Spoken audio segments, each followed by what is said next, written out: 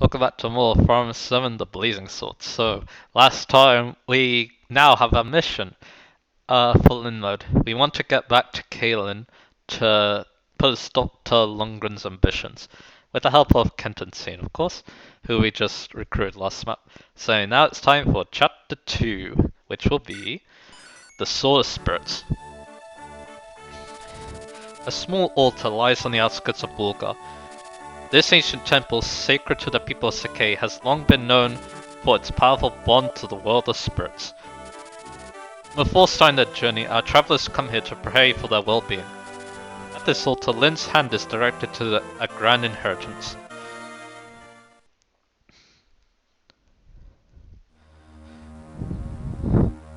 So here we go, Chapter 2, Sword of Spirits. And yeah, like I said, we're gonna be getting a nice power boost to Lin. Rohan, hold a moment. Allow me a short detour. There is a sacred sword enshrined in an altar east of here. People of Sakai go there to pray for safety at the onset of a long journey. Oh, how quaint! Teachings of Elamine have the most followers in Lieb.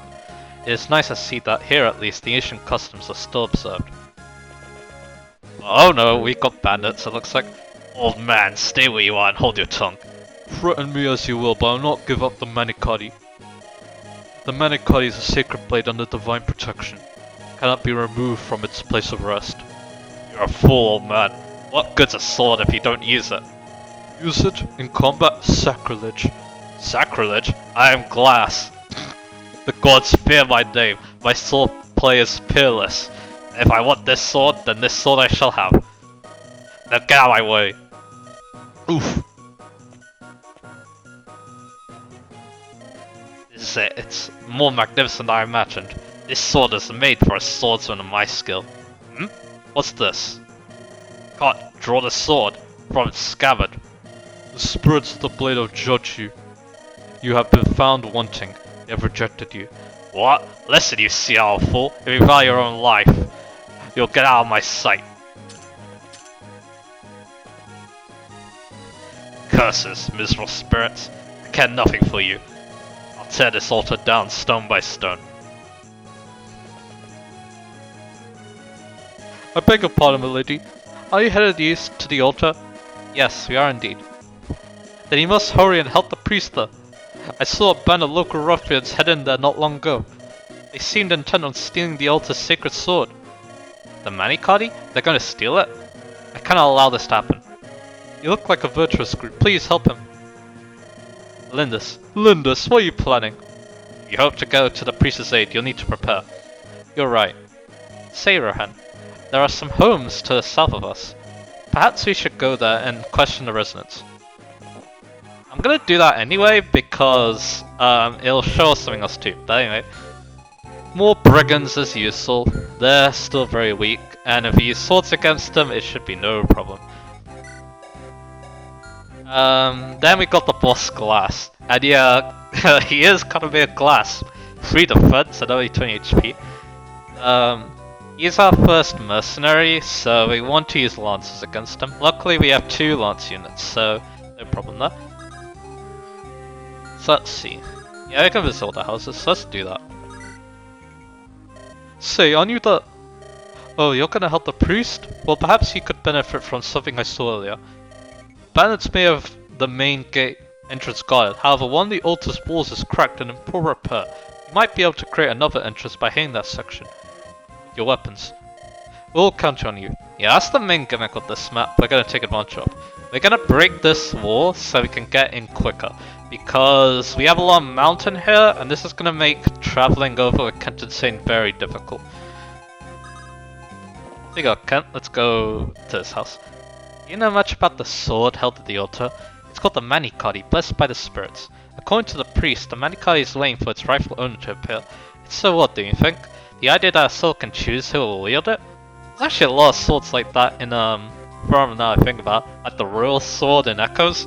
But anyway, just like in FE6, horse units have cantos, so after they do an action that doesn't involve attacking, they can use up the remaining movement to go to other places.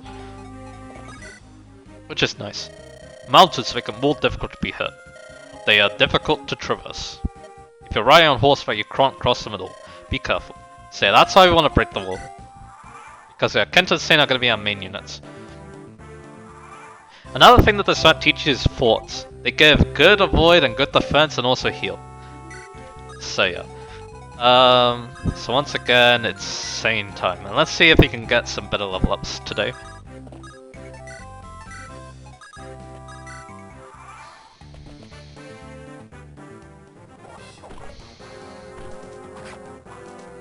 So yeah. He does cleanly trick KODs, which is nice.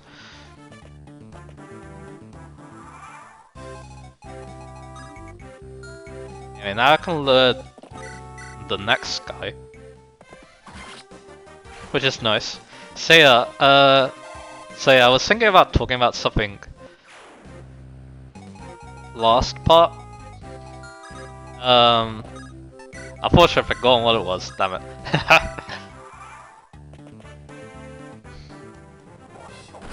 Actually, no, I remember now. So, actually, I'll talk about it later because it I remembered what it was. Basically, I wanted to talk about my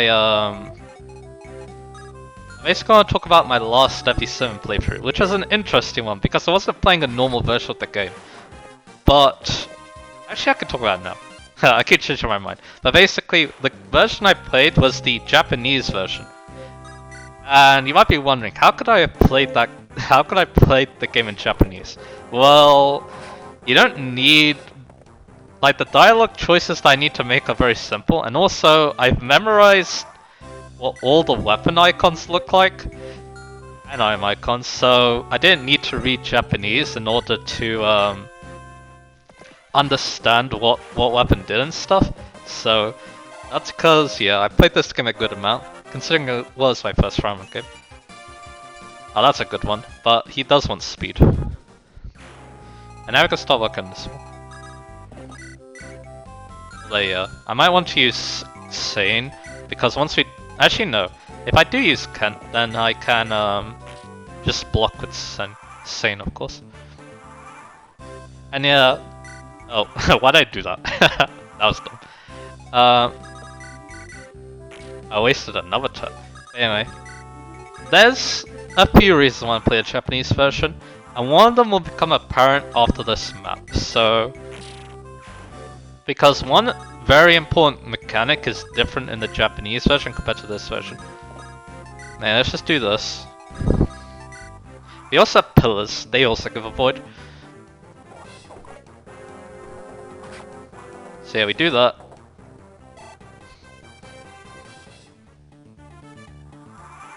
Very nice. And now we can do this and take them out.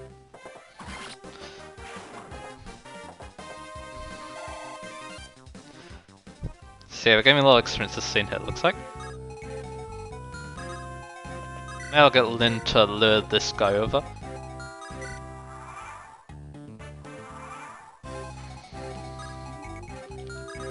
So we'll do this, and then these two can start working on this boss. And yeah, he dies very easily. This is gonna be a very short map, looks like. Who do you think you are?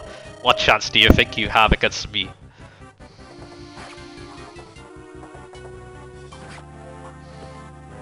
Well, but being called glass, he doesn't hurt as much as broken glass, so... And we can check him out, nice. I do want Ken to get this kill too, because they're both useful. I do recommend using them both in Lin mode.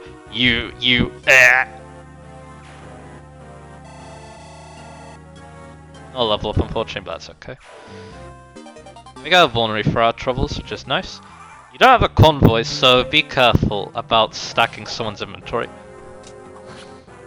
Because yeah, people can only carry up to 5 items, and if you run out, then you can't... I'm actually gonna do something kind of weird. You'll see why in a bit.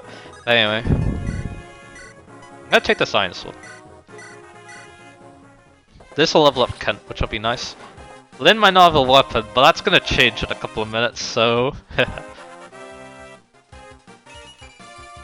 HE defense. So they're both leveling up kind of average, but that's okay.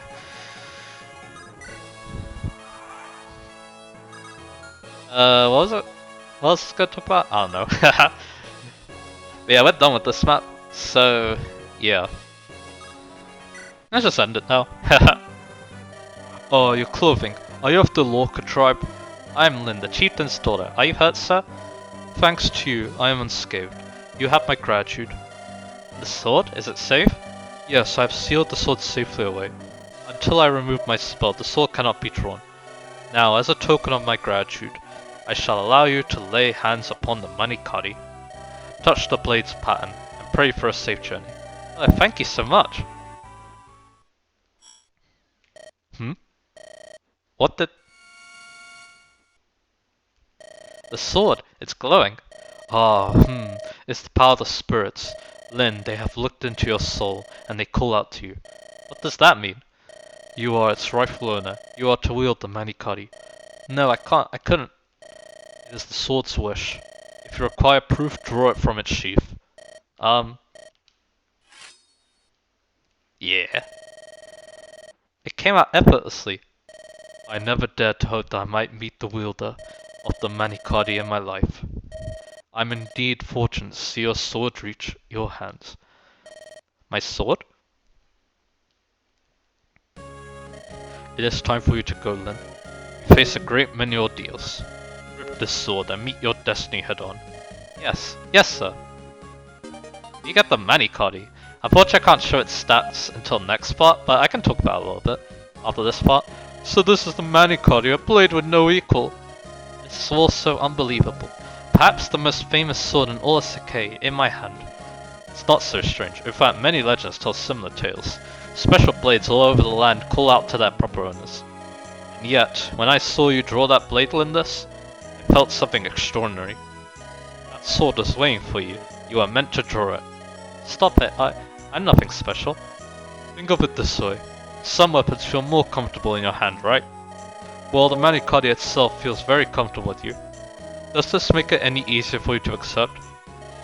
It doesn't appear that either of us can use it. It does feel right in my hand. A blade that only I can wield. That seems reasonable enough, I can understand that. Look at it, Rohan. This is the Manikari. This is my sword. I must care for it well. So yeah. Oh, and we also got some exposition. I don't know, exposition? Villain monologue? I don't know. What? Madeline's daughter is still alive? Yes, Lord Lundgren. The girl is traveling with Kenton Sane. What are your orders? If we let them be... Bah, I've heard that none of them burn is full of bandits. She's just a girl. She'll not survive her journey here. I'm more concerned with my older brother. His life must be ended quickly. The poison! There must be no blunders. Yes, my lord.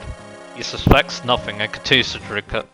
The Marquess's death due no doubt to sudden illness is not far off. Soon, Kaelin will be mine!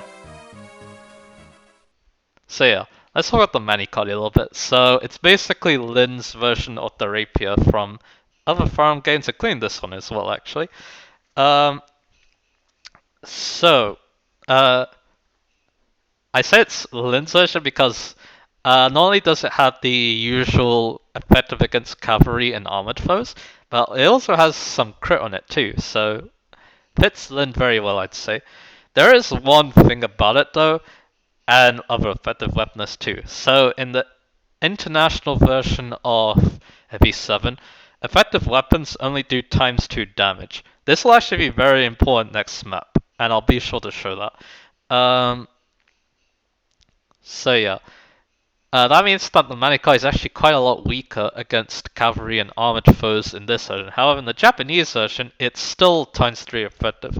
So that's actually one of the reasons why I wanted to try the Japanese version. I want to see how much of a difference ×3 effective damage would do to the game, and it actually did make quite a big difference to how like I was playing some maps. So there's some other changes too, and I'll be able to point them out. That playthrough was an Edward normal mode playthrough, by the way. So anyway, so yeah, that was also my last playthrough of V7. I was doing it alongside my brother's 0% gross playthrough that he was doing as well. That was also on Edward normal mode, and that was also the first time he played on 0% gross. So yeah, that was also an interesting thing to see as well. So yeah, next time we're gonna meet a unit that a lot of people suspect I'm gonna use. And guess what? I'm gonna use them. They're gonna be one of the main units of this playthrough, I think. So I'll see you guys again for that.